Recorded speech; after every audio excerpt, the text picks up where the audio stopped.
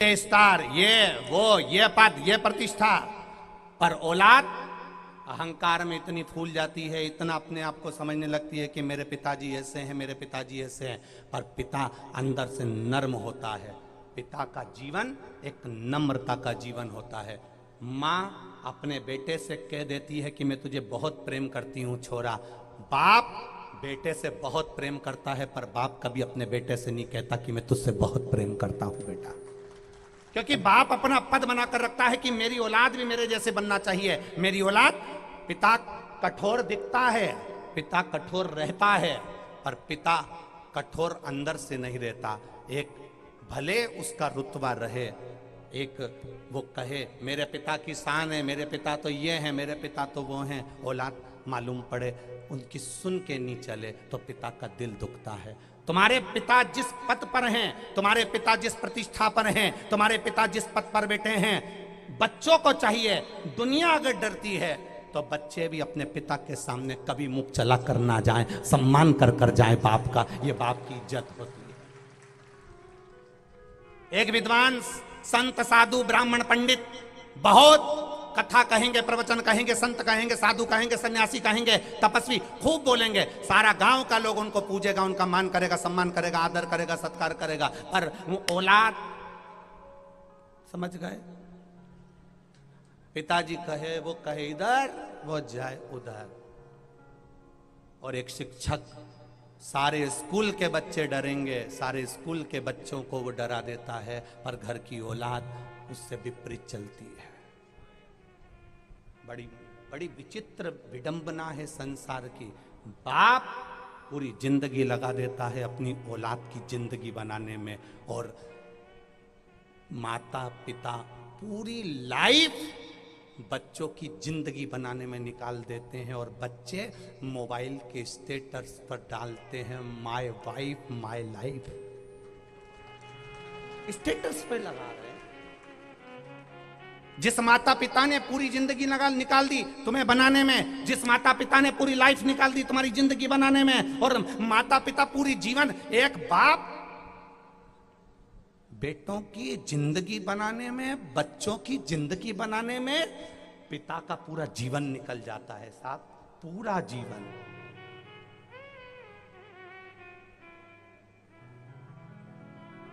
पूरी जिंदगी निकल जाती है।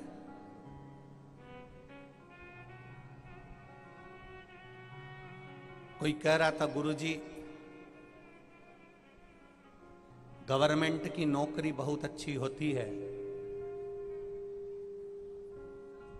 एक प्राइवेट नौकरी करने वाला कहता है गवर्नमेंट की नौकरी अच्छी होती है, गवर्नमेंट की नौकरी करने वाला होता है प्राइवेट की नौकरी अच्छी होती है।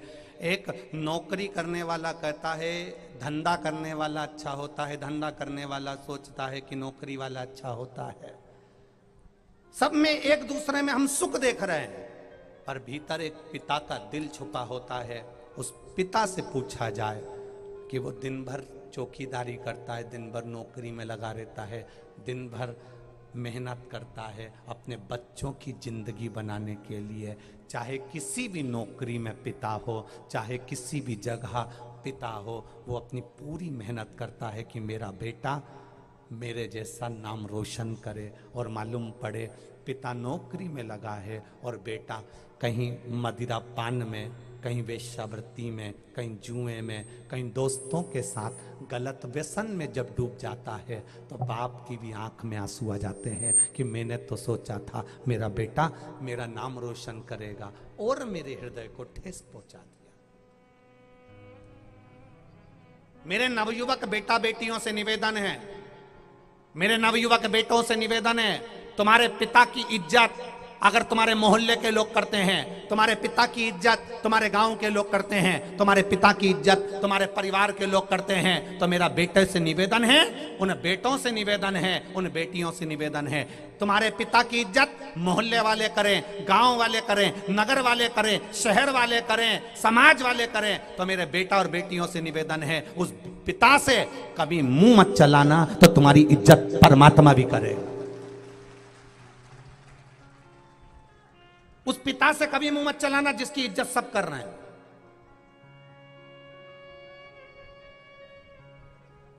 जिस पिता के सामने समाज के लोग नहीं बोल पाते, जिस पिता के सामने कोई दूसरा नहीं बोल पाता, जिस पिता के सामने पिता की बात को दुनिया मानकर चलती है, और औलाद अगर मुंह चला दे, तो शिव महापुराण की कथा में कुमार खंड को, शिव महापुराण का कुमार खंड पढ़ना, उसमें लिखा हुआ है कि पिता से अगर कोई बच्चा मुंह चला देता है, जिसका इज्जत, जिसका सम्मान, जिसका आदर पूरा गांव, नगर, मोहल्ला, शहर, परिवार वाले कर रहे हों, और उससे अगर बेटा मुंह चला देता है, तो उस बेटे की जिंदगी अच्छी नहीं निकलती, उसका जीवन धक्के खा खा कर निकलता है।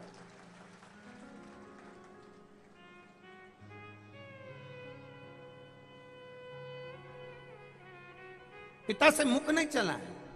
तुम्हारे पिता का इतना आदर है, तुम्हारे पिता का इतना मान है, तुम्हारे पिता की इतनी सत्कार है, तुम्हारे पिता को दुनिया के लोग पूछते हैं, और तुम पिताजी से कह रहे हो तुम्हें क्या मालूम, तुम्हें क्या अकल है, तुम तो जानते ही नहीं हो, तुम्हें तो बुद्धि ही नहीं है, तुम पिता से कह रहे हो। थोड़ा सा पानी लिया और नर्मदा जी का चुल्लू भर, और उसमें, समझ गए क्या? वैसे तो देपालपुर के लोग बहुत समझदार है रे, बोलने की जरूरत है, इतना मुंह चलाना श्रेष्ठ नहीं। जिस पिता का आदर, जिस पिता का सम्मान पूरी दुनिया करे, मोहल्ले के लोग भी कहें अंकल आप आते हो ना तो मोहल्ले में रौनक रहती है, आंटी आप आती हो ना भजन में रौनक रहती है, आप आते हो ना भजन में बहुत अच्छा लगता है, काकी जी आप आ जाते हो ना अच्छा लगता है, मौसी जी आप आ जाती हो ना अच्छा लगता है, बुआ जी आप आती हो ना घर में अच्छा लगता है, नानी जी आप आती हो ना घर में अच्छा लगता है। जिस नानी का सम्मान सारी दुनिया में हो रहा है, जिस मौसी का, काकी का, बुआ का, चाचे का, जिसका सम्मान, आंटी का, अंकल का, पास में रहने वाले पड़ोसी धड़ोसी जिनका सम्मान दुनिया कर रही है, और उनकी औलाद उनके वचन सुनकर कह दे कि तुम चुप बैठे रिया करो, तुम में अकल नहीं है, तुम चुप बैठे रिया करो, बस शिव महापुराण का कौमार खंड कहता है धक्के खाने के लिए तैयार हो जाना जिंदगी के। पिता का, माता का आदर करना अगर नहीं सीखे तो जिंदगी में कुछ नहीं सीखे, कुछ नहीं। काय की एजुकेशन है तुम्हारी जिसमें तुम माता पिता का आदर करना नहीं सीख पाओ? आदर करना सीखिए, सम्मान करना सीखिए। एक शिक्षक अपनी पूरी जिंदगी निकाल देता है बच्चों की जिंदगी बनाने में। एक पुलिस में कार्य करने वाला व्यक्ति अपने घर के बच्चों को छोड़कर, चाहे वो पुलिस की नारी हो पुरुष हो, अपने घर के बच्चों को छोड़कर तुम्हारी जिंदगी बनाने में लग जाता है। एक टीचर, एक लेडी टीचर अपने घर के बच्चों को छोड़कर तुम्हारे बच्चों की जिंदगी बनाने में लग जाती है। एक गुरु, एक शिक्षक, एक संत, साधु, ब्राह्मण, तपस्वी, कथाकार तुम्हारी जिंदगी बनाने में लगा रहता है। और विचार करिएगा, आदर के संबोधन, बच्चों के आदर के संबोधन समाप्त नहीं होना चाहिए। जिस पिता ने पूरी जिंदगी निकाल दी, उस पिता के सामने कभी खड़े होकर मत कहना कि पापा तुमने ये गलत कर दिया। वो पिता है, उसने पूरा जीवन निकाल दिया तेरे लिए, पूरा जीवन। बुद्धि को संभालिए। थोड़े हमारे वचन आप लोगों को बुरे लग सकते हैं,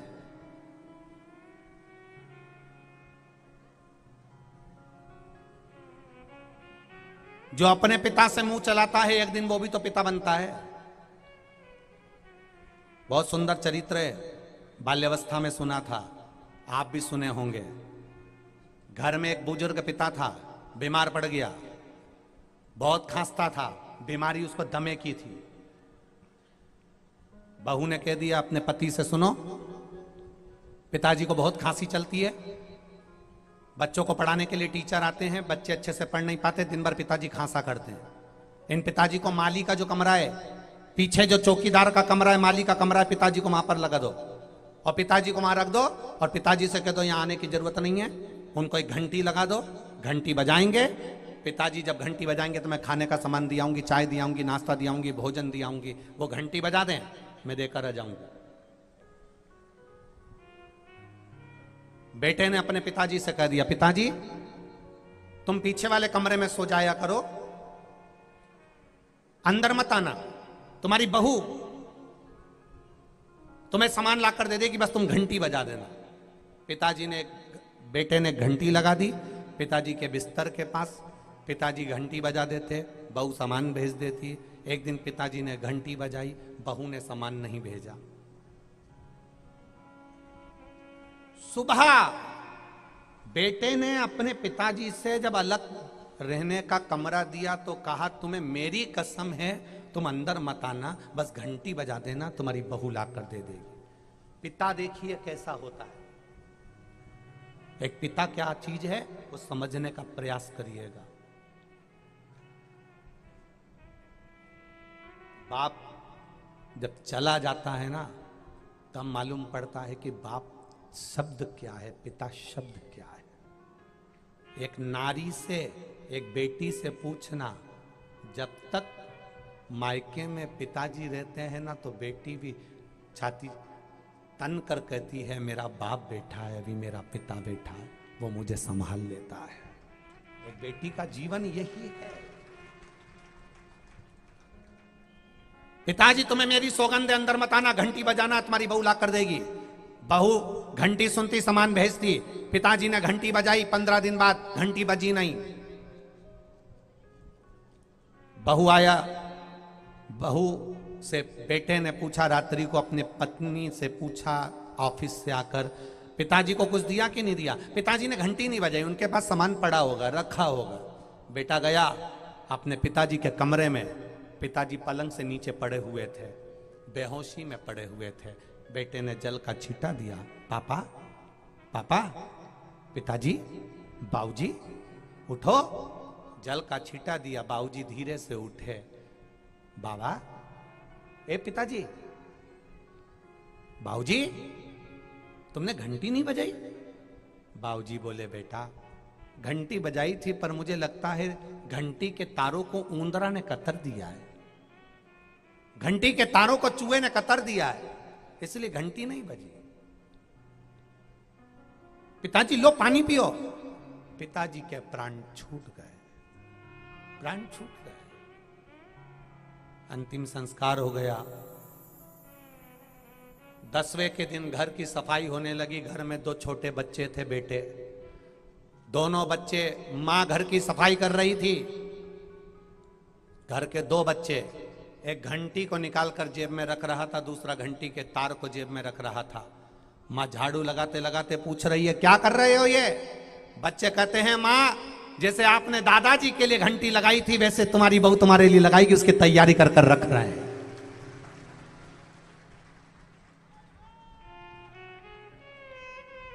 ये हमारे कर्म का भोग है। आप जैसा कर्म करोगे वैसा आपको भोगना पड़ेगा। मत बुरे कर्म कर बंदे, वरना पछताएगा। भगवान की आंखों से तू बच नहीं पाएगा, तू बच नहीं पाएगा। अरे ओ अज्ञानी मत करना दानी, तेरे कर्म का फल भी तू ही पाएगा। जैसा किया तूने तेरे आगे आएगा। मत बुरे कर्म कर बंदे, वरना पछताएगा।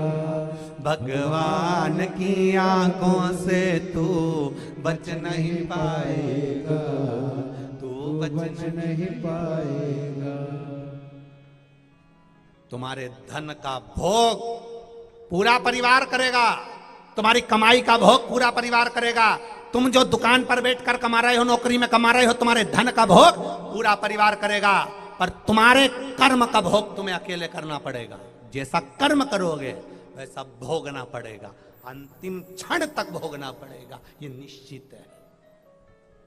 माता पिता का आदर करोगे, तुम्हारा आदर पूरी दुनिया करेगी। गणेश जी महाराज ने अपने माता पिता की केवल परिक्रमा करी थी, आज पूरा संसार गणेश जी के मंदिर में जाकर गणेश जी की परिक्रमा कर रहा। आदर करो, सम्मान करो, सत्कार करो, भगवान शंकर की कथा से कुछ अपने जीवन में धारण करो, शिव कथा से अपने जीवन में धारण करिए, शिव कथा से अपने जीवन में उतारिए।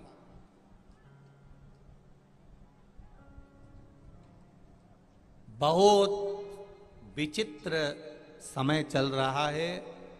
आज बुजुर्गों का आदर, सम्मान, सत्कार सब लोगों ने ताक में रख दिया है। बहुएं सोचती हैं कि हमारी बहू बहुत अच्छी आएगी तो मेरी जगदम्बाओं, चंद्र घंटाओं, परियों, कुसमांडाओं, सावधानी रखना। तुमने जैसा व्यवहार तुम्हारी सास से और ससुर से करा है, इससे दुगना गंदा व्यवहार तुम्हारी बहू तुम्हारे साथ करने के लिए आएगी, निश्चित रखना। तुम चाहे उसकी पत्रिका मिलवा लो, चाहे कितना फोटो देख लो, इसलिए अपनी फोटो सुधारना है तो अपने बुजुर्गों का फोटो सुधारने का प्रयास करना। इनका आदर, इनका सम्मान, इनका सत्कार करते रहोगे तो आने वाले बच्चे तुम्हारा आदर, तुम्हारा सम्मान, तुम्हारा सत्कार करते रहेंगे, ये निश्चितता है। कोई कहता है हमारे माँ बाप पक्षपात करते हैं, हमारे पिताजी ने दौलत उनको दे दी, बड़े वाले भैया को, कोई के छोटे वाले को दे दी, कोई के मंझले वाले को दे दी। हमारे माता पिता ऐसा करते हैं, हमारी सास बड़ी बहू को ज्यादा चाहती है, हमारी सास छोटी बहू को ज्यादा चाहती है। दौलत दी है ना, जमीन दी है ना, सास ससुर अपनी पूरी इजाजत किसी को भी दे दे, पर तुम मीठा बोलना मत छोड़ना, आदर करना मत छोड़ना। क्यों? सास ससुर किसी किसी को दौलत देकर चले जाते हैं और उसके घर की औलाद उस दौलत को पूरी बेचकर खल्लास कर देते हैं, और सास ससुर जिसको आशीर्वाद देकर जाते हैं वो 4 मंजिल की बिल्डिंग खड़ी कर लेता है।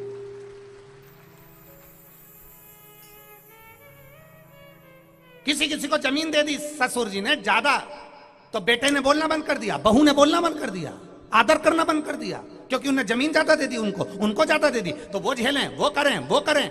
क्यों करें? दे दी ना जमीन, देन दो, देन दो। उन्होंने उनको जमीन दे दी, तुम उनका आदर करना बंद मत करना। लड़ाई भी हो गई हो ना तो भी उनके चरण दबाना मत भूलना, मत भूलो चरण दबाना। पहले भी कथा में कहा बड़ौदा की, पहले इतनी बड़ी क्रीम की डब्बी आती थी, उसको ऊपर से यूं खोलते थे, उसका मुंह इतना बड़ा होता था, उनमें से 2 उंगली डाल के निकाल के यूं पोत लेते थे। इतनी बड़ी क्रीम की डब्बी आती थी।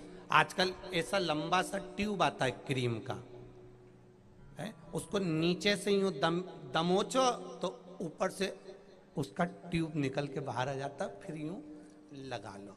बस माता पिता वो ट्यूब जो है ना लंबा वाला, उसको ऊपर से दमोचोगे तो कुछ नहीं आएगा, थोड़ी सी देर आके फिर बाद में 2-4 दिन बाद नहीं, पर नीचे से दमोचते रहो नहीं तो रोज थोड़ा थोड़ा ट्यूब निकलता रहे। उसी तरह माता पिता का पांव दमोचते रहो नहीं, बस पांव दबाते रहो माता पिता का, तो निकल निकल कर आपके आशीर्वाद उनके मुख से बाहर आता रहेगा और तुम्हारा कल्याण होता रहेगा। माता पिता के चरण जितने पकड़ोगे, माता पिता के चरण जितने दबाओगे, गुरुजन के चरण जितने पकड़ोगे, घर के बुजुर्गों के चरण जितने पकड़ोगे, ये देपालपुर साइड में इधर है कि नहीं ऐसा नियम हमें तो नहीं मालूम, पर हमने राजस्थान साइड, इधर अपना मंदसौर नीमच साइड, और इधर हमने देखा माता इतना पल्लू रख के अपनी सास का ऐसा यहीं से पांव दबाए यूं करके। बोले इधर है क्या? अरे इधर है कि नहीं है? हाँ। क्यों? क्योंकि इनने कथा सुन रखी है, इनके पूर्वजों ने कहीं कथा सुनी थी कि ये जो ज्यादा दबाव नहीं तो ऊपर से आयुष्मान भव, चिरंजीवी भव, अखंड सौभाग्यवती भव, क्रीम बाहर आता है। अब जो दूर से ही मम्मी जय श्री कृष्णा, तो सास भी मर उधर काय को देवा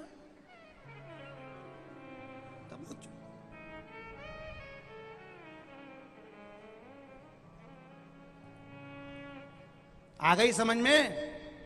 अरे बोलो तो जम के। तो क्या करोगे? बस क्या जोरदार आवाज पाई है रे भेरू, तेने तो गजब कर दिया। अब पाँव तो मोच लेना, बस पाँव पकड़ लो, बस गुरु के पाँव पकड़ लिए, माता के, पिता के चरण पकड़े और आशीर्वाद निकला। आयुष्मान भव, चिरंजीवी भव, यशवान भव, बेटा खूब उन्नति करो। माता के चरण, पिता के चरण, गुरु के चरण, घर के बड़े के चरण जब पकड़े तो उनके मुंह से बस आनंद से आशीर्वाद ही निकला। शिव पुराण कह रही है, श्रीमद् भागवत कह रही है, महाभारत कह रही है। संकल्प लिया था दुर्योधन के सामने, जब दुर्योधन ने भीष्म पितामह से कहा मेरे 99 भाई मरने की कतार पर खड़े हैं और भीष्म पितामह जी आप इतने बड़े योद्धा होकर आप कुछ नहीं कर सकते, आप पक्षपात करते हो पितामह। पितामह ने भी संकल्प ले लिया, कल का सूर्यास्त होते हुए अर्जुन नहीं देख सकता। दुर्योधन ने मोतीचूर के लड्डू बंटवा दिए। पूरे युद्ध के मैदान में मोतीचूर का लड्डू बंट रहा था। लड्डू पहुंच गया द्वारिकाधीश के पास। द्वारिकाधीश ने भी मोतीचूर का लड्डू मुंह में रख के खाया और द्वारकाधीश की आदत थी, पूछते बाद में थे, खाते पहले थे। उनने जो मुंह में लड्डू रख लिया और लड्डू रखने के बाद पूछा क्यों रे ये लड्डू काहे का बट रहा है? कि दुर्योधन बंटवा रहा है, कल अर्जुन मर जाएगा। कल अर्जुन मर जाएगा? हाँ। क्यों? भीष्म पितामह ने प्रतिज्ञा करी है कल का सूर्य अस्त होते हुए अर्जुन नहीं देख सकता। और भीष्म पितामह जब प्रतिज्ञा करते हैं तो वो पक्की करते हैं, कल अर्जुन मरेगा। प्रतिज्ञा भीष्म पितामह की। भगवान के मुंह में आधा लड्डू तो भरा रहेगी, आधा लड्डू हाथ में रहेगी। और आधा लड्डू लेकर भगवान द्रौपदी के पास पहुंच गए। द्रौपदी ने कहा भैया तू? द्रौपदी ले लड्डू खा ले। द्रौपदी पूछी भैया आज इतनी रात को रात्रि के दूसरे पहर में लड्डू बांटने आए हो?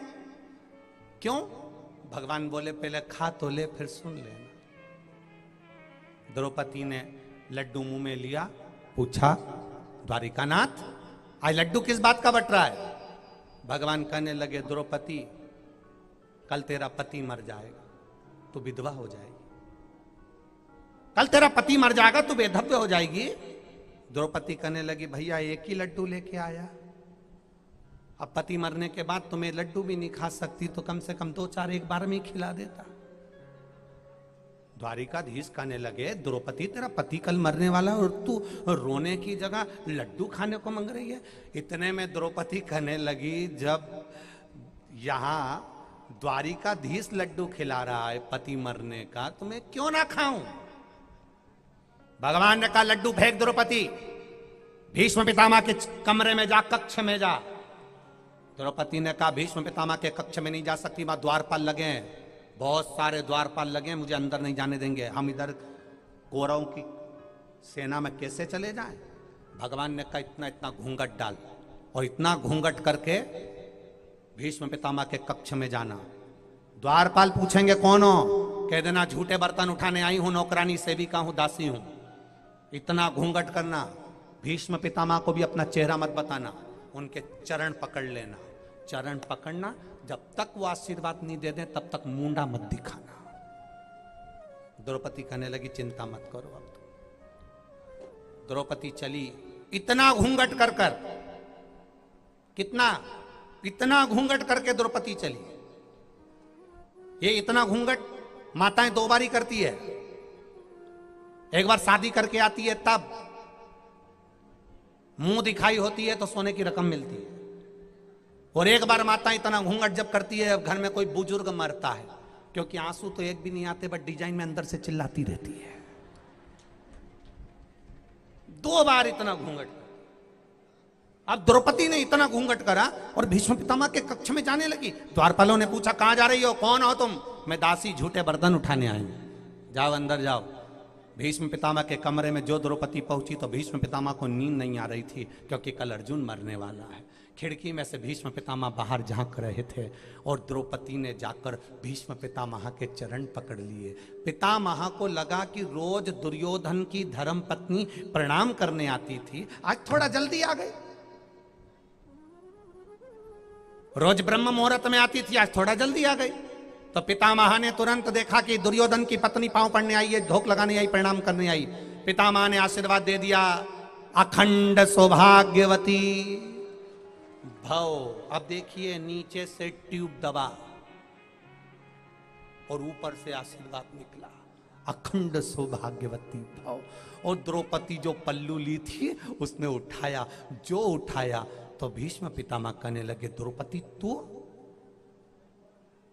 कल तो मैंने अर्जुन को मरने का बोला है कि सूर्य अस्त नहीं देख पाएगा और मैंने तुझे आशीर्वाद दे दिया अखंड सौभाग्यवती होने का। द्रौपदी कहती है अब तो कल देखा जाएगा कि ये ट्यूब असर करेगा कि नहीं करेगा। अब कल देखेंगे, नहीं तो लोग तो कहते रहते हैं ये ट्यूब लगाओगे तो 5 दिन में गोरे हो जाओगे। अब 5 दिन लगाने के बाद मालूम पड़ेगा कि सही हुआ कि नहीं। अब कल देखेंगे तुमने जो आशीर्वाद दिया अखंड सौभाग्यवती होने का, वो फला कि नहीं फला। उधर अर्जुन, इधर भीष्म पितामह। अर्जुन के रथ पर मेरा द्वारिका नाथ खूब मुस्कुरा रहे भगवान कृष्ण। अब फंसे, अब सूर्य अस्त नहीं देख पाएगा और इधर से आशीर्वाद दे दिया अखंड सौभाग्यवती होने का। अब द्वारिका नाथ मुस्कुरा रहे और भीष्म पितामह अंदर से क्या करूं क्या करूं। पितामह ने तुरंत अपने कक्ष में से पत्र बुलवाया, पत्र को बाण पर लपेटा और बाण पर लपेट कर जो फेंका द्वारिकाधीश के चरणों में पत्र गया। द्वारिकाधीश ने जो पत्र निकाल कर पढ़ा तो उस पत्र में लिखा था, दीन बंधु दीनानाथ मेरी डोरी तेरे हाथ। पत्र में लिखा था, दीन बंधु दीनानाथ मेरी डोरी तेरे हाथ। वचन तुमने दिलवाया कि अर्जुन कल का सूर्य अस्त नहीं देख पाएगा और आशीर्वाद भी तुमने दिलवाया, जो संसार में होता है वो तुम करवाते हो। तो अब तुम्हें संभालना है, वचन भी रहना चाहिए और आशीर्वाद भी रहना चाहिए। द्वारकाधीश, द्वारकाधीश जो पत्र पढ़े तो मुस्कुरा रहे थे, अब चक्कर आने लगे। जैसे ही द्वारकाधीश रथ से नीचे उतरे तो अर्जुन ने पूछा, प्रभु हुआ क्या है।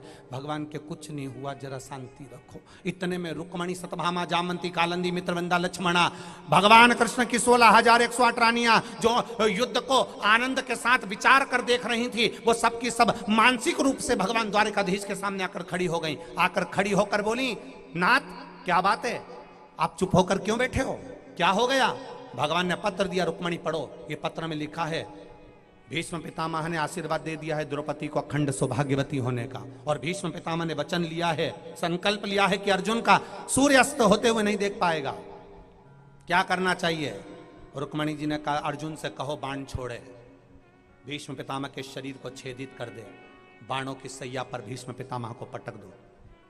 भगवान कहते हैं, भीष्म पितामह को बाणों की सैया पर नहीं पटक सकता, बहुत भजन किया है उसने, मेरा दर्शन किया है उसने, मेरा कीर्तन किया है उसने, बाणों की सैया पर कैसे पटक दूंगा। भगवान जैसे ही बोले तो रुक्मणी जी बोली, आप चिंता मत करो, जितनी एकादशी के व्रत भीष्म पितामह ने करे वो दुनिया में किसी ने नहीं करे। गौ माता की गौशाला में भीष्म पितामह जाते थे, 26 एकादशी के नाम पर 26 गौशालाओं का स्मरण भीष्म पितामह करते थे। एक एक गाय का नाम एकादशी के नाम से रख रखा था। जिस दिन एकादशी रहती थी, एक गौशाला में जाकर गौ माता के साथ गाय को भी फलार करते थे और खुद भी फलार करते थे, गौ माता की दिन भर सेवा करते थे। ये भीष्म पितामह ने गौ माता की एकादशी पर बहुत सेवा करी है, इसलिए आप चिंता मत करो। अर्जुन से कहो बाण छोड़ेगा। दुनिया के लोगों को लगेगा कि बाण भीष्म पितामह के शरीर में लगे हैं, पर भीष्म पितामह के शरीर में बाण नहीं लगे होंगे। भीष्म पितामह ने जितनी एकादशी के व्रत अपने जीवन में करे हैं, वो सारी एकादशी भीष्म पितामह को हाथ में झेली पड़ी होगी। जितने दिन तक भीष्म पितामह मृत्यु लोक में रहेंगे, उतने दिन तक एकादशी भीष्म पितामह को अपने हाथों पर झेल कर रखेगी। इसीलिए बार बार कथाओं में कहते हैं वल्लभ कुल की एकादशी करो भले बकरी जैसे चरो, पर एकादशी करो। जेब में मूंगफली का दाना सेक के रख लो, दिन भर भूख लगे दिन भर चरो, पर एकादशी करो। 25 बार चिप्स तल के खा जाओ, 4 इतने बड़े बड़े पपीते लियाओ, सुबह से लेकर रात तक खाते रहो, पर एकादशी करो, काम आती है। मृत्यु के समय पर वही एकादशी काम आएगी जो तुमने करी है। बाद में दी हुई एकादशी बड़े बेटे ने 4 दे दी, छोटी बहू ने 5 दे दी, पंडित जी ने कहा एकादशी दे दो बुजुर्गों को, इनने 3 दी, उनने 2 दी, उनने 5 दी, उनने 4 दी। जो मरा उसने एक भी नहीं करी, तो इनकी जरूरत पड़ी। अगर वो करके चले जाता तो ये बहुओं की एकादशी की जरूरत पड़ती क्या? करके जाना था ना एकादशी, करके नहीं गया। कई कई लोग कहते हैं गुरुजी हमसे व्रत नहीं बनता, तो हमने कहा हमने कौन करे कि व्रत करो, तुम तो दिन भर चरो, दिन भर चरो ना। फ्रिज पे रख दो मूंगफली का दाना सेक के, कूलर के ऊपर गुड़ रख दो 2 बट्टी, खिचड़ी बना के रख दो कमरे के अंदर, जहां से निकलो वहीं निपटाओ। के कौन की तुम भूखे रहो, तुम तो खुद चरो, पर एकादशी करो। अब हाथ पर झेली एकादशी। और अंत समय प्रभु आना पड़ेगा, वचन दिया तो निभाना पड़ेगा। भगवान ने निभाया। सूर्यास्त होने के पहले ही भीष्म पितामह बाणों की सैया पर पड़ गए। द्रौपदी जब भीष्म पितामह से मिलने गई, भगवान भीष्म पितामह मुस्कुरा कर बोले, देख तूने ट्यूब दबाया था तो निकला, आशीर्वाद निकला। आप भी अपने माता पिता के चरणों को अगर थोड़ा सा दबा लोगे, प्रणाम कर लोगे, नमन कर लोगे, गुरु के चरणों को नमन कर लोगे, निकल कर आशीर्वाद जो मिलेगा वो पूरी जिंदगी से तक देगा। सहज नहीं है। भजन करो, समझो।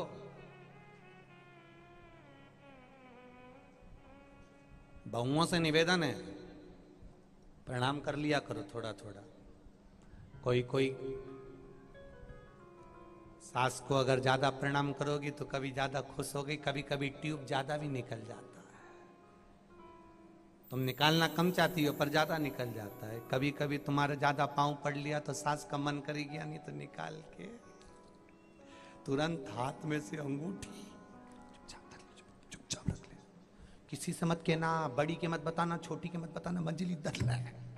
और ये भी इतनी चतुर, तुरंत साड़ी में बांध के और धर ली। और एक दिन कहीं करवा चौथ के दिन इन्हें पहन ली, और पहनते से फिर बड़ी बहू ने देख लिया, क्यों रे ये अंगूठी तो सास की दिखे, कहीं नहीं ट्यूब दबाया था, निकल के बाहर, ये तो बड़ी की। भजन करोगे जितना जितना माता पिता गुरु शिक्षक का आदर करते चलो, सम्मान करते चलो, पिता का आदर करते चलो, सम्मान करते चलो, ये जिंदगी का एक आनंद तत्व है जो हमें प्राप्त होना चाहिए। किसी कोरोना महामारी में सबके बैंक में 50-50, 1-1 लाख, 2-2 लाख रुपए, ऐसा कोई नहीं जिसके बैंक में पैसा नहीं पड़ा था।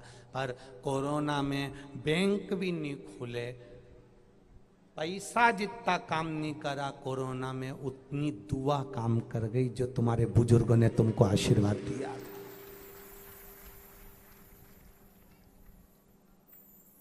कितना भयंकर कोरोना आया था। आसपास मोहल्ले, गांव, नगर, शहर में इतने मर रहे थे, इतने। तुम्हारे भी आसपास में आ गया था पर तुम बच गए। भगवान को धन्यवाद देना, तूने बचा लिया, ये तेरी बड़ी कृपा थी दातार। नहीं तो कोविड-19 में अपन 20 हो जाते हैं, सब धरा। सब पड़ा रहेगा, समाप्त। हम तो कहें भगवान भोलेनाथ जी ने आपको इसलिए बचा कर रखा, नहीं तो निपटा तो वो कब का देता, पर बचा के इसलिए रखा कि भजन करेगा, शिव कथा का स्मरण करेगा, एक लोटा जल शिव मंदिर में चढ़ाएगा तो अपनी जिंदगी को सार्थक कर लेगा और भगवान के करीब पहुंच जाएगा। बचा लिया उसने। और जिसके शरीर में कोरोना हुआ था और कोरोना होने के बाद भी अगर भगवान बचा कर रखे हैं तो समझ लेना बोनस के दिन चालू हुए हैं तेरे। भगवान ने बचाया है, अपना आधे से ज्यादा समय परमात्मा को देना चालू कर। पर कोरोना में बचने के बाद भी लोग दुकान पर ऐसे बैठे हैं, भैया हम तो बच गए दादा, वो तो छोरा था पटक के ले गया हॉस्पिटल में, वो तो ये हो गया। पर उस परमात्मा को धन्यवाद नहीं दिया कि पत्नी ने जो पूर्व में कभी शंकर का व्रत करा होगा, सोमवार करे होंगे, 16 सोमवार करा होगा, हरतालिका तीज करा होगा, प्रदोष करी होगी, कभी व्रत करा होगा, कभी शिव जी को 1 लोटा पानी चढ़ाया होगा, तो वहां गया इंदौर और इंदौर से भी अच्छा खासा वापिस आ गया। नहीं तो जो जारिया था वो निपट जारिया था। और अब दुकान पे बैठा तो भगवान को याद कर लिया कर, दिन भर बैठे बैठे थोड़ी देर में 4-5 ग्राहक चाहे आए, उसके बाद फिर भगवान को याद कर ले, श्री शिवाय नमस्ते। फिर ग्राहक आ गए, उनसे बात कर ले, 5 मिनट बाद फिर वापिस श्री शिवाय नमस्तुभ्यम। ग्राहक आएंगे, सामान लेंगे, दुकान में एक छोटा सा मोबाइल रख ले जिसमें कथा सुनते रहे, दुकान में एक छोटी सी टीवी लगा ले, 1 बजे से 4 बजे तक शिव पुराण की कथा आती है, चलने दे। ग्राहक आएगा, उसके भी कानों में कथा जाएगी और तू भले काम करते रहना, पर चलते फिरते कानों में अगर कथा चली गई, फिर वही वाली बात आ गई, घर में कोई सामान फालतू पड़ा रहता है, पड़े रहने दो, कभी ना कभी काम में आ जाता है। उसी तरह तुम ग्राहक देखो, काम करो, नौकरी करो, सर्विस करो, पर चलते फिरते भी अगर तुम्हारे कानों में शिव महापुराण की कथा पहुंच गई तो कभी ना कभी काम आई जाएगी, ये निश्चित है, आएगी काम, मिलेगा।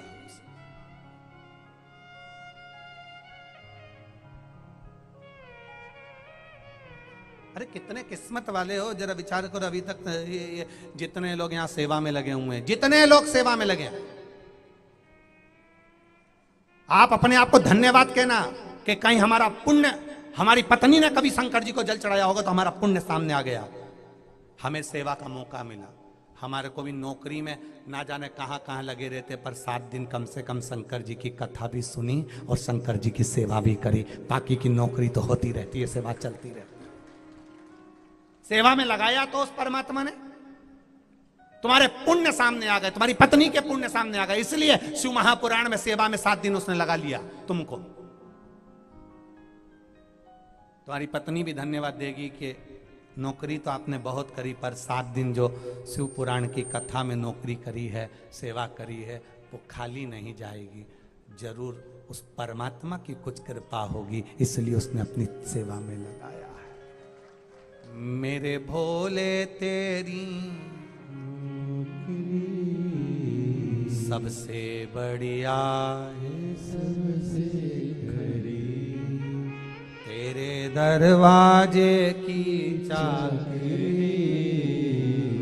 सबसे बढ़िया है, सबसे खरी। मेरी किस्मत का जब गुल खिला, तब जा कर के ये दर मिला। मेरी किस्मत का जब गुल खिला, तब जा कर के ये दर मिला। मिल गई मुझको चौखट तेरी, सबसे बढ़िया है, सबसे भोले बाबा तेरी नौकरी सबसे बढ़िया है, सबसे खरी। दिल से भगवान को पुकारो, कह देना डमरू वाले से तेरे द्वार भिखारी आया है। कह देना डमरू वाले से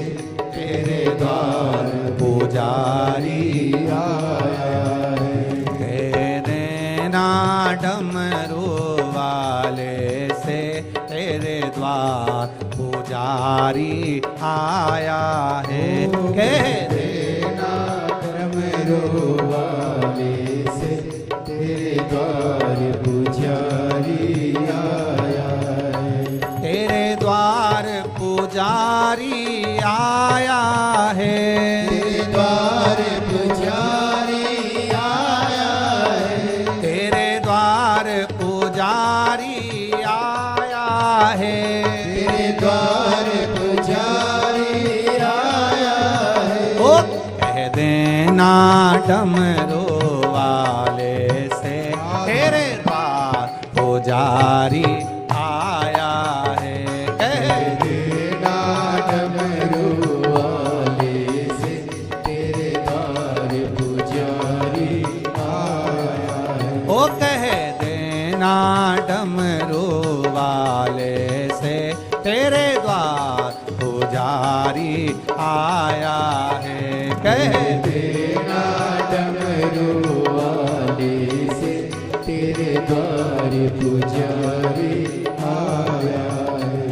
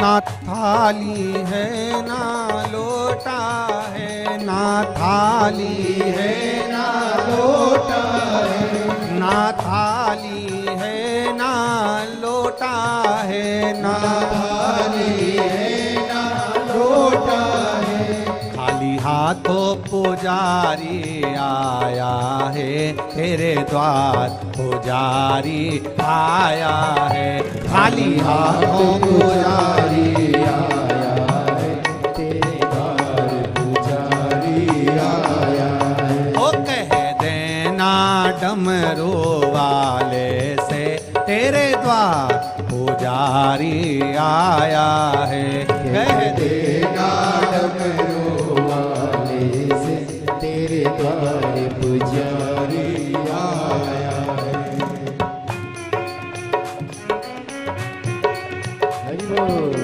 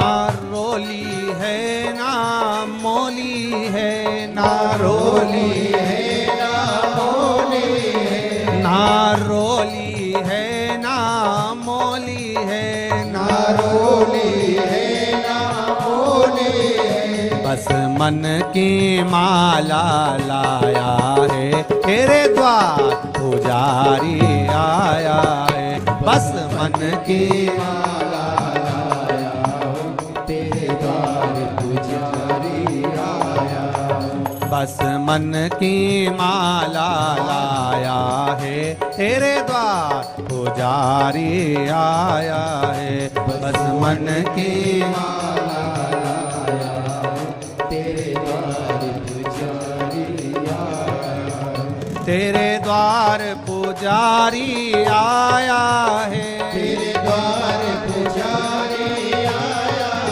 ओ तेरे द्वार पुजारी आया है तेरे द्वार पुजारी आया ओ कह देना देना डमरू वाले से, तेरे द्वार पुजारी आया है। कह देना डमरू वाले से, तेरे द्वार पुजारी आया है।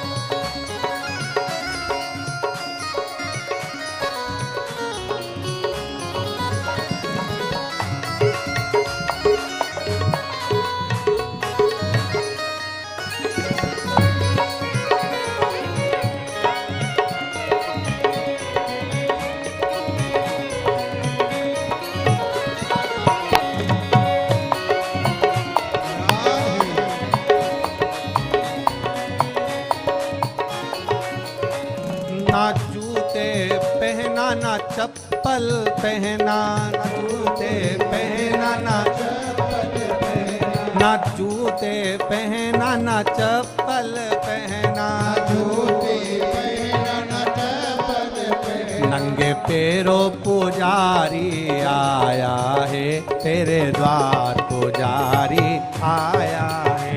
नंगे पैरों पुजारी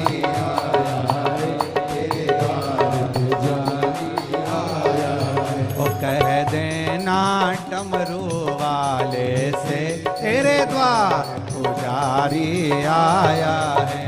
कह देना डमरू वाले से, तेरे द्वार पुजारी आया है। तेरे द्वार पुजारी आया है। तेरे द्वार पुजारी आया है। ओ तेरे द्वार पुजारी आया है।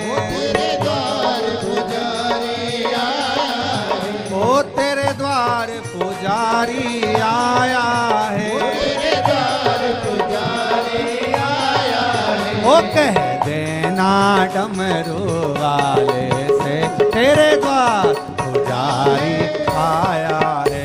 कह देना डमरू वाले से, तेरे द्वार पुजारी आया है। ओ कह देना डमरू वाले से, तेरे द्वार पुजारी आया है। कह देना डमरू वाले से, तेरे द्वार पुजारी आया है। ओ कह देना डमरू वाले से, तेरे द्वार पुजारी आया है। देना डमरू वाले से, तेरे द्वार पुजारी आया है। तेरे द्वार पुजारी आया है। तेरे द्वार पुजारी आया है।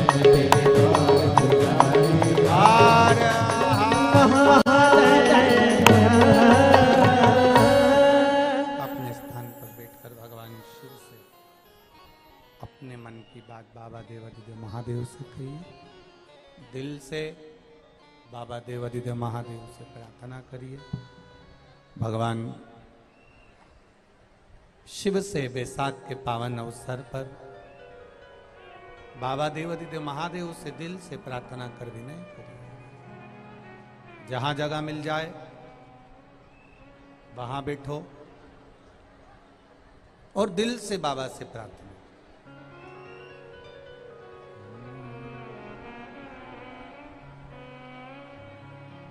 श्री शिवाय नमस्तुभ्यं। श्री शिवाय नमस्तुभ्यं। श्री शिवाय नमस्तुभ्यं। श्री शिवाय नमस्तुभ्यं। श्री शिवाय नमस्तुभ्यं। भोला सब दुख काटो हमारा, ओ भोला सब दुख काटो हमारा।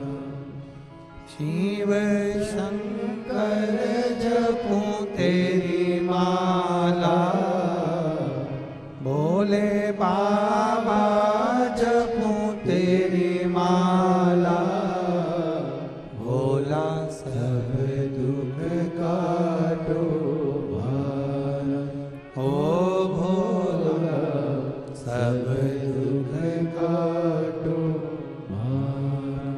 वेश है मंगल मंगलकारी,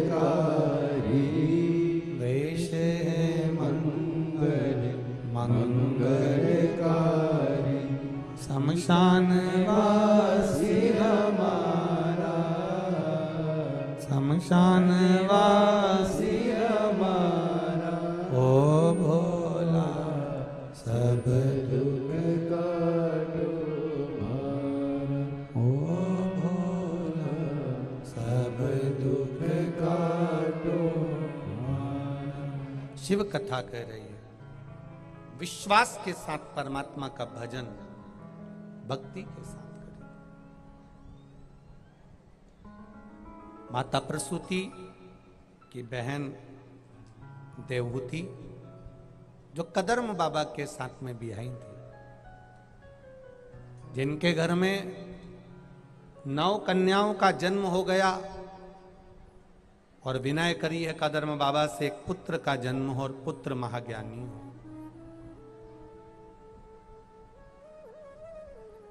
कदर्म देवहूति का आगमन माता प्रसूति के यहां होता है, जहां बैठकर माता प्रसूति जी ने ध्रुव जी को जो दिया है ज्ञान, वैसा ही अविरल ज्ञान माता प्रसूति ने देवहूति को भी दिया। अपनी बहन ने, बड़ी है, आदरणीय है, सम्माननीय है, पर दे रही। देखो, जिसके पास जो होता है वो वही देता है। आपके पास में जो होगा आप वही देंगे। भगवान कृष्ण का जब जन्म महोत्सव हुआ तो दशरथ जी के यहाँ राम जी का जन्म उत्सव हुआ, तो दशरथ जी ने माणिक मोती सोना चांदी हीरा पन्ना इतना लुटाया, इतना लुटाया, इतना लुटाया कि अयोध्या में मणि पर्वत बन गया, रतन पर्वत, मोती पर्वत, मणि पर्वत बन गया। इतने इतने हीरे पन्ने लुटाए थे।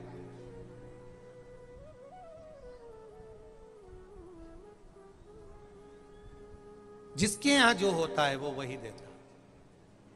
दशरथ जी के यहां पर मणि रतन हीरे मोती थे, उन्होंने वो लुटाए। राम जी के जन्मोत्सव पर, भगवान कृष्ण के जन्मोत्सव पर नंद बाबा ने गौएं लुटाई, क्योंकि नंद बाबा के पास में था क्या, 10 लाख गाय नंद बाबा जी के यहाँ थी, तो उन्होंने गौ माता को लुटाया, दी। ब्राह्मण साधु सन्यासी तपस्वी साधक उपासक जो आया उसको गाय दी।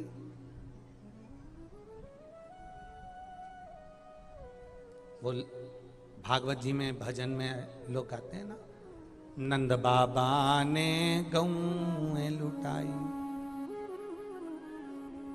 अरे रहा ना एक भी खाली। आज यशोदा की झोली भारी। नंद बाबा ने गौएं लुटाई, खूब लुटाई। अरे नंद बाबा ने गौएं लुटाई, नंद बाबा ने गौएं लुटाई। अरे रहा ना एक भी खाली, आज यशोदा की झोली भारी है। यशोदा मैया की झोली भरी तो नंद बाबा ने गौएं लुटाई। जिसके पास जो होगा वो लुटाएगा।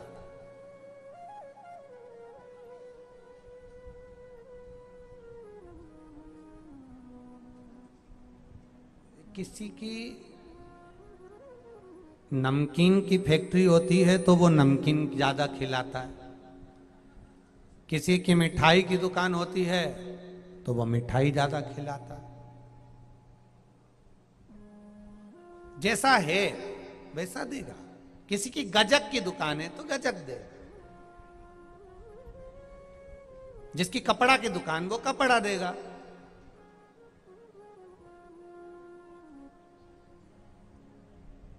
जिसके पास जो होता है वो देता है। माता प्रसूति के पास क्या है? केवल भगवान की अविरल भक्ति। जिस समय पर माता सती यज्ञ की अग्नि में कूदने वाली थी, तब पूरी शिव महापुराण की कथा उठाकर देखना और पूरी भागवत उठाकर देखना, पूरी रामचरितमानस उठाकर देखना। जितनी जितनी पुराणे आप उठाकर देखेंगे उसमें आपको वर्णन मिलेगा कि सती मैया के आने से बहनें अच्छे से नहीं मिली। सती मैया जब आई तो उनके भाई अच्छे से नहीं मिले।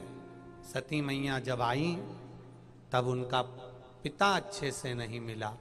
पर अगर कोई अच्छे से मिली तो वो सती माता की माँ थी, माता प्रसूति और वीरणी, जो अपनी बेटी से हृदय से मिली है, दिल से मिली। जिसमें ज्ञान भरा होता है,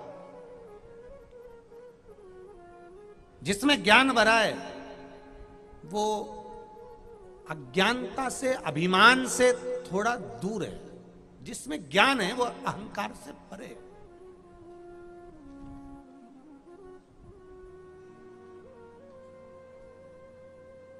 बहुत पत्र हैं।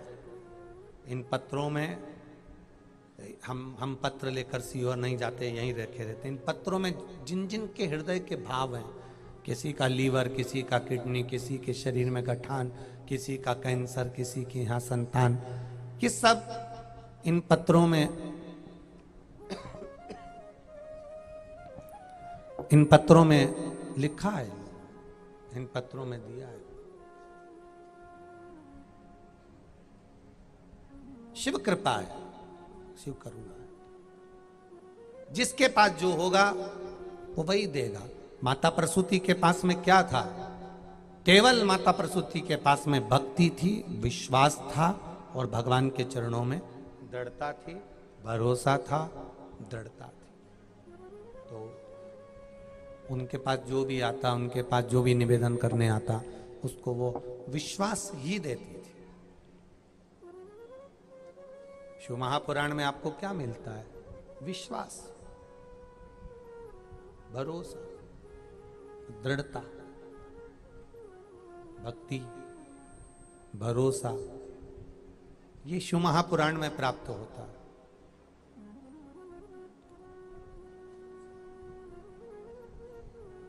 कई लोग कहते हैं कि गुरुजी शिव पुराण इतना भरोसा देती है, इतना विश्वास प्रकट करती है, इतनी दृढ़ता प्रकट करती है, इतना भरोसा प्रकट करती है, इतना विश्वास, इतना भरोसा, इतनी दृढ़ता कि कोई कहीं भटकता ही नहीं है, भटकता ही।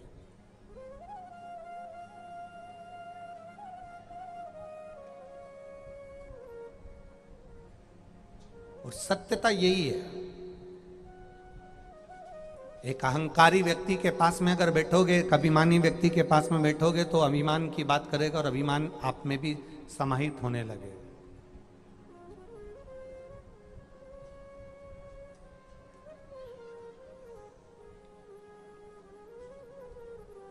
क्यों कहा जाता है कि परिवार में एकजुट होकर रहिए, एक साथ रहिए। 4 भाई का परिवार है, चारों का अलग अलग भोजन बन रहा है, मना नहीं है। चारों की जमीन अलग अलग है, मना नहीं है। चारों अलग अलग भोजन बन रहा है, चारों की जमीन अलग है, चारों के बच्चे अपने अपने घर में रह रहे हैं, पर निवेदन, चारों की जमीन अलग हो, चारों के घर भले अलग हों, चारों के विचार भले अलग हों, पर निवेदन है कि चारों परिवार के व्यक्ति जब किसी के यहां जाएं तो एक जैसे एकजुटता नजर आना चाहिए। ये नहीं कि यहां से गला पकड़ रहे बाबू, यहां से कोई कहे इधर वाले के लिए कुछ कह दिया, इधर वाले ने उधर वाले के लिए कह दिया, उधर वाले ने इधर वाले के लिए कह दिया। ऐसा नहीं होना चाहिए। एकजुटता हो। एक प्रैक्टिकल करके देखना, एकजुटता में कितना आनंद होता है। एक प्रैक्टिकल करिएगा, एकजुटता का आनंद देखिएगा कि एकजुटता का आनंद कितना होता है, एकजुटता का रसतत्व कितना होता है, एकजुटता का आनंद कितना होता है।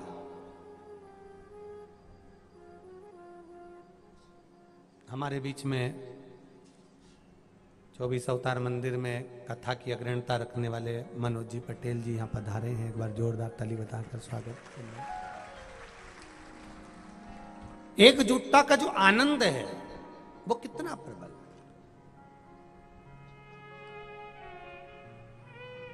एक प्रैक्टिकल करना, एक पत्थर लो और किसी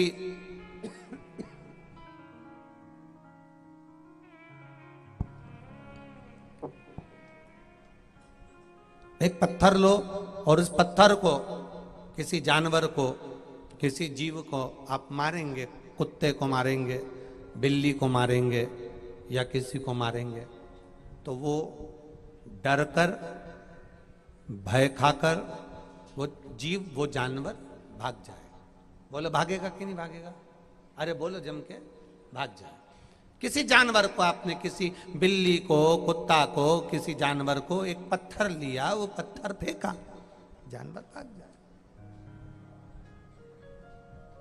अब पत्थर वही उठाना और उसी पत्थर को उठाकर मधुमक्खी के छत्ते पे मार देना, भागेगी? किसके पीछे? जिसने पत्थर मारा उसके पीछे। वो जानवर अकेला था, वो जीव अकेला था, इसलिए डर गया, भाग गया। पर मक्खियां समूह में रहती हैं, डरती नहीं है, इसलिए पीछा पकड़कर काटती जरूर है। 4 भाई का परिवार है, अलग अलग रहते होगे, खाना अलग बनाओ, मना नहीं। तुम्हारी जमीन भी सब अलग हो, मना नहीं। तुम्हारे विचार अलग हो, मना नहीं। पर जब एकजुटता की बारी आ जाए तो सारे की सारे मधुमक्खी की तरह एक हो जाओ। फिर किसी की सामर्थ्यता है जो हमारे सनातन धर्म पर उंगली उठा दे? फिर किसकी सामर्थ्यता कि सनातन धर्म पर कोई उंगली उठा दे? एकजुट होइए।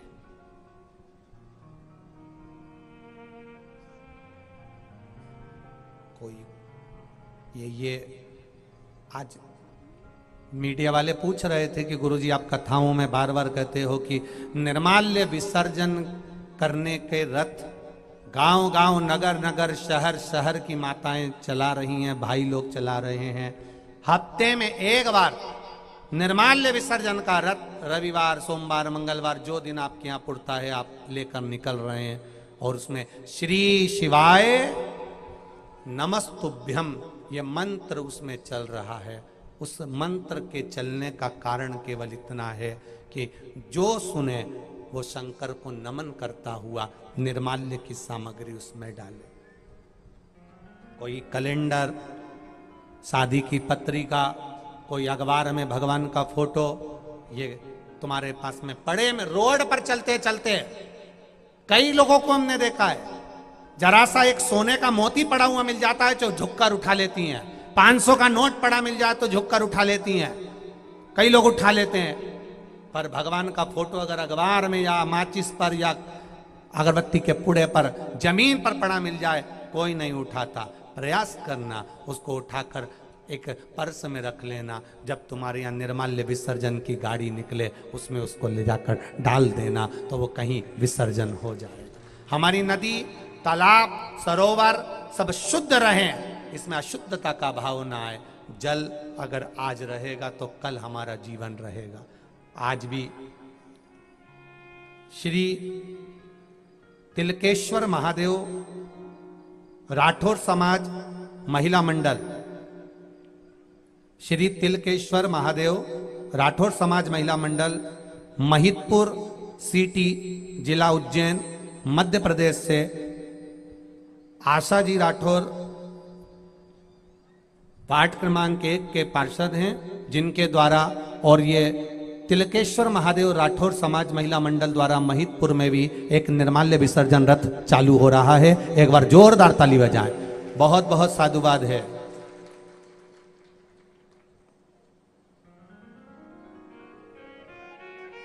सदगुरु भक्ति स्वरूपा महिला मंडल देपालपुर द्वारा भी आज 19 तारीख से एक निर्माल्य विसर्जन रथ प्रारंभ हुआ है। एक बार जोरदार ताली बजाएं।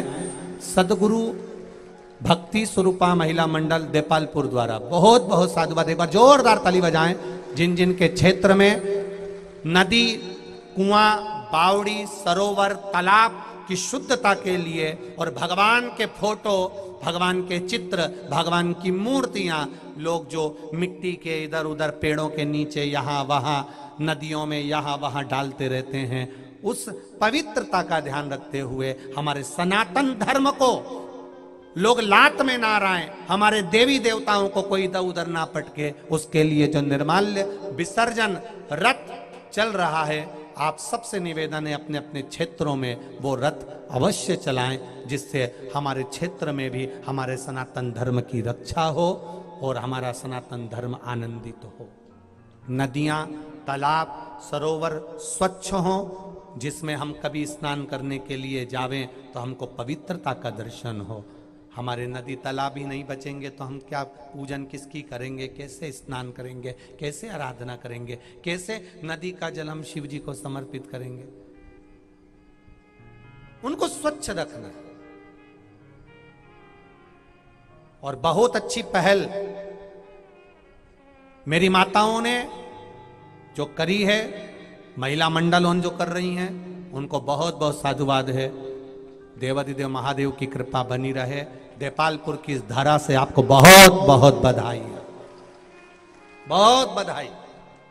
आपका जीवन सार्थक हो जो आपने पहल करी। निर्माल्य विसर्जन की जो गाड़ी है उसमें श्री शिवाय नमस्तुभ्यम मंत्र का स्मरण चलता रहेगा, करते रहेंगे, क्योंकि सुबह के समय पर कई कचरे की गाड़ियां भी घूमती है। लोगों को उन कचरे की गाड़ी से हटकर निर्माल्य विसर्जन की आवाज श्री शिवाय नमस्तुभ्यम के माध्यम से सुनाई दे और संपूर्ण ब्रह्मांड में वो गुंजायमान हो, जिससे हमारा जीवन सार्थक हो। भक्ति के साथ जुड़े, भजन, शिव कथा करें। देवहूति माता ने कदर्म ऋषि के साथ में जाकर माता प्रसूति के पास में विराजमान हुए। कदर्म जी ने दक्ष प्रजापति से बात करी। प्रसूति माता की नम्रता, प्रसूति माता का ज्ञान, प्रसूति माता की धैर्यता, प्रसूति माता की श्रद्धा, प्रसूति माता का विश्वास, दृढ़ता। क्या कहना चाहते बाबू? बालक हुआ है, कितने वर्ष के बाद रहेगा?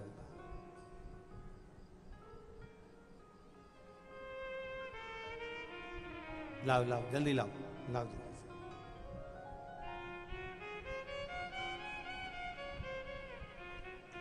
जल्दी लेके आओ।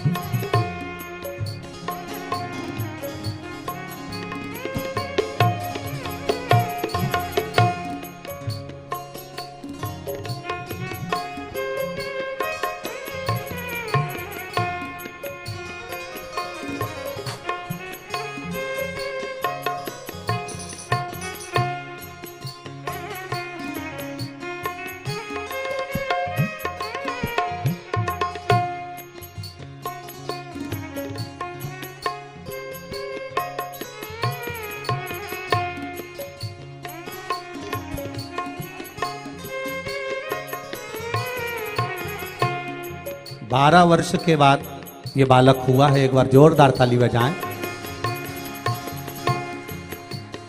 और इस बच्चे के लिए आपको और हमको शिव महापुराण के सामने कामना करना, क्योंकि इस बच्चे के हार्ट में 2 छेद बताए डॉक्टर ने। तो 5 बार श्री शिवाय नमस्तुभ्यम, और ये विश्वास के साथ जाएगा कि ऑपरेशन की जरूरत नहीं पड़ेगी, हार्ट का छेद मेरा महाकाल बाबा भर कर आएगा। श्री शिवाय नमस्तुभ्यम, श्री शिवाय नमस्तुभ्यम, श्री शिवाय नमस्तुभ्यम, श्री शिवाय नमस्तुभ्यं, श्री शिवाय नमस्तुभ्यं। हर हर महादेव। कितने दिन का है?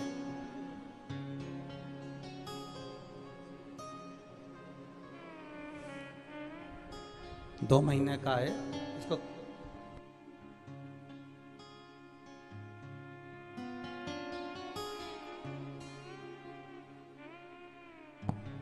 हर हर।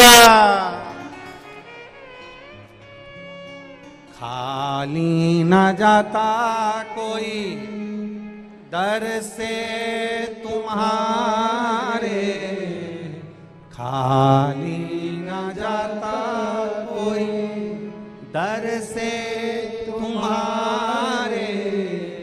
मैं भी खड़ा हूँ नन्हे बाहें पसारे, मैं भी खड़ा हूँ नन्हे बाहें पसारे। अपने हृदय से लगा लो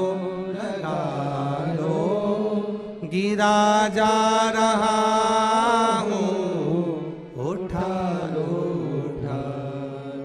प्रभु अपने दर से अब तो न टालो, गिरा जा रहा हूँ, उठा लो।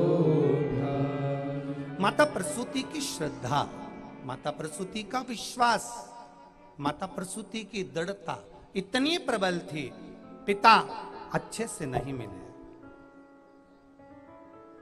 बहनें अच्छे से नहीं मिली, परिवार अच्छे से नहीं मिला, पर मां प्रसूति जिसमें ज्ञान की मुद्रा होती है, जिसमें ज्ञान प्रबल होता है, विश्वास प्रबल होता है, श्रद्धा प्रबल होती है, सामने विरोधी भी आकर खड़ा हो जाए तो वो उससे भी प्रेम से ही बोलता है। ये ज्ञान की परिभाषा,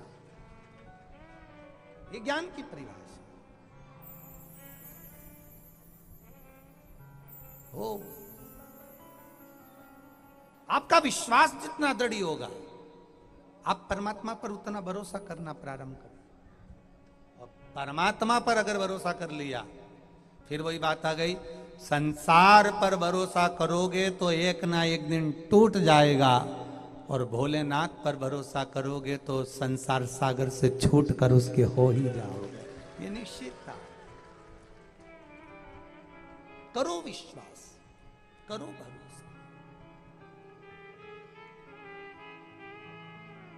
शिव कथा कह रहे,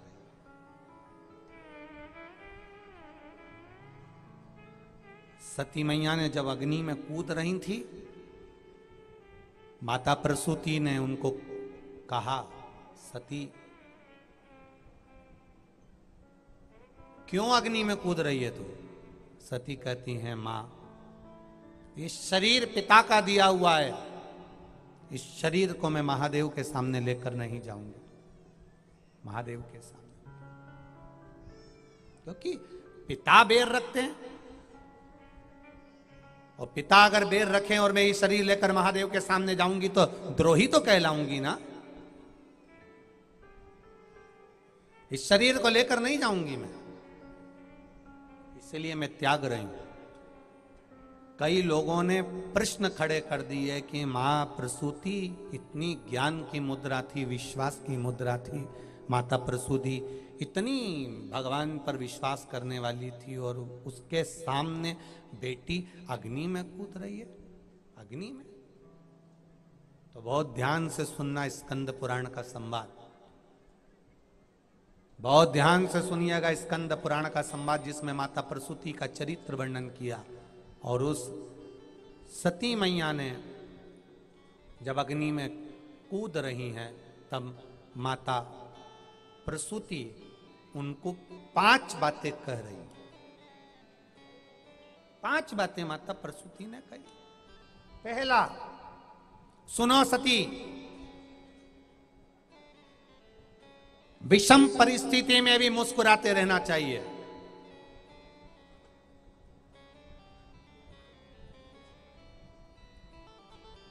आज मान लो अगर विषम परिस्थिति है तो सती थोड़ा सा मुस्कुराओ, क्रोध को छोड़ो। दूसरा, सती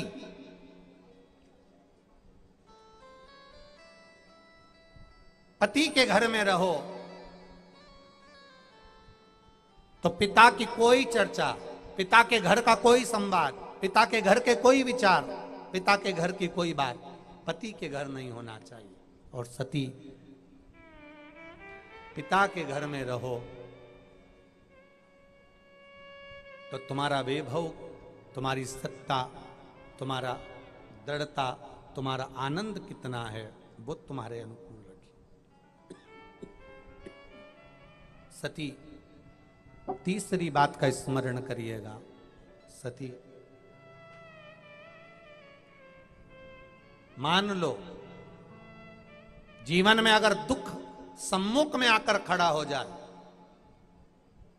अगर जीवन में दुख हमारे सम्मुख में आकर खड़ा हो जाए, तो सती, जीवन में ऐसा कोई मनुष्य नहीं है जिसके जीवन में दुख नहीं आएगा। दुख सबके जीवन में आएगा, सबके जीवन में दुख आएगा, क्योंकि कर्म का लेख जब भगवान राम जी के जीवन में दुख आया, भगवान कृष्ण के जीवन में दुख आया, कितने बड़े बड़े गुरु उनके साथ में थे, कितने बड़े बड़े आचार्य उनके साथ में थे, कितने बड़े बड़े संत उनके साथ में थे, कितने बड़े बड़े साधु उनके साथ में थे, कितने बड़े बड़े तपस्वी उनके साथ में थे।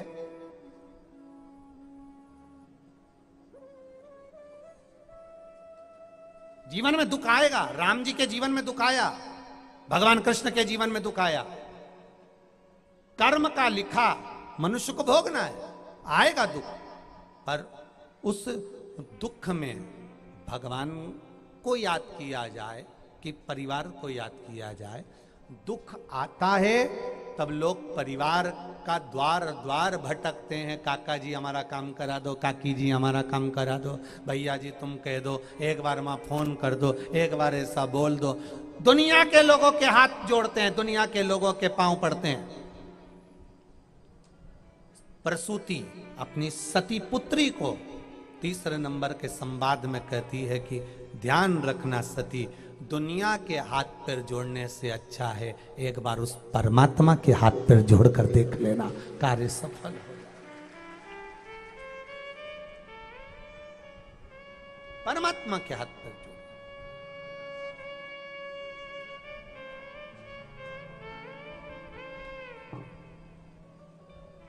कितनी कितनी विडंबना संसार की, कितनी विडंबना,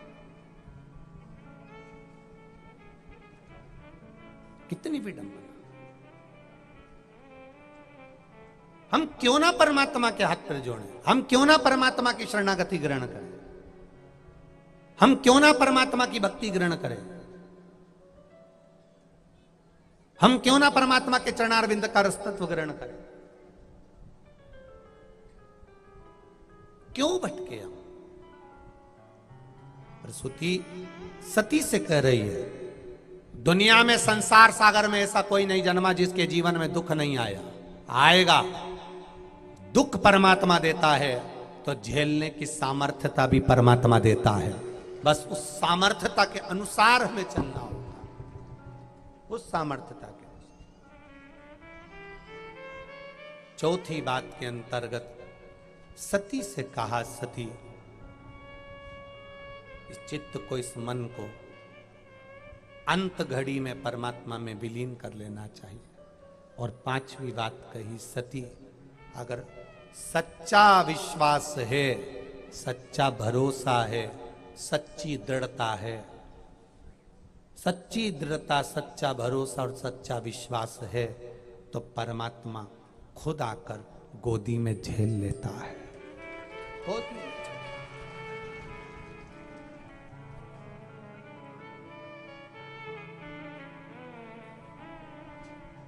एक गांव में एक व्यक्ति रहता था, थोड़ा सा विचित्र था। एक गांव में एक व्यक्ति रह रहा है, वो बड़ा विचित्र है, बड़ा विचित्र। वो मंदिर नहीं जाता, भगवान के भजन में कथा में भले नहीं जाता, पर उसकी एक विचित्रता थी, एक विचित्रता उसकी थी। वो विचित्रता क्या थी? मदिरा की दुकान पर जाता, मदिरा की बोतल खरीदता, घर लाता, नाली में बहा देता। वेश्यालय जाता, वेश्यालय की स्त्री को घर लाता, रात भर रखता, सुबह छोड़ देता। उसकी पत्नी कहती, ऐसा क्यों करते हो? दुनिया के लोग तुम्हें गालियां देते हैं, ये मदिरा पीता है, ये वेश्यावृत्ति करता, वेश्या को लेकर आता, वेश्यावृत्ति करता। पति ने अपनी पत्नी से कहा, तूने कभी मुझे मदिरा पीते देखा? नहीं। कभी वेश्यावृत्ति करते देखा? नहीं। तो तुम ऐसा क्यों करते हो? पति ने कहा, अगर मदिरा की बोतल को लाकर मैंने नाली में ढोल दिया, कम से कम 4 लोग वो मदिरा पीते, उनका जीवन नाश होता, कम से कम वो पानी में, नाली में तो चली गई।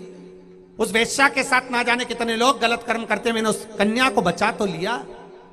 और सुन, पत्नी से पति कहता है, दुनिया की निगाह में मैं भले बुरा हूं, पर मेरा विश्वास कहता है जिस दिन मैं मरूंगा ना, राजा मुझे गोदी में उठाकर लेकर आएगा, ये मेरा विश्वास कहता है।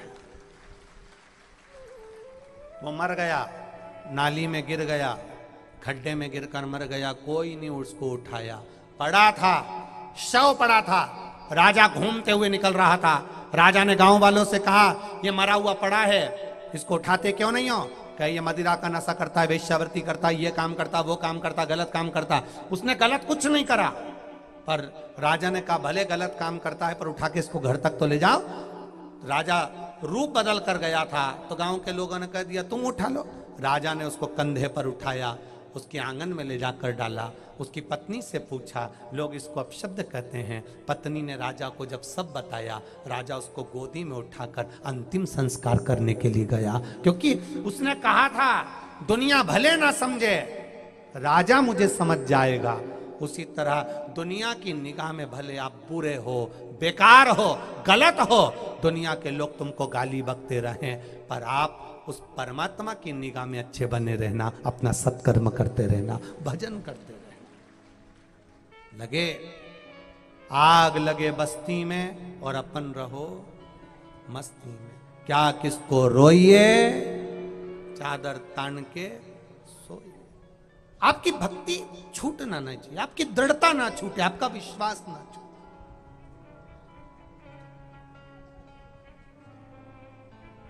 करो भक्ति उसकी।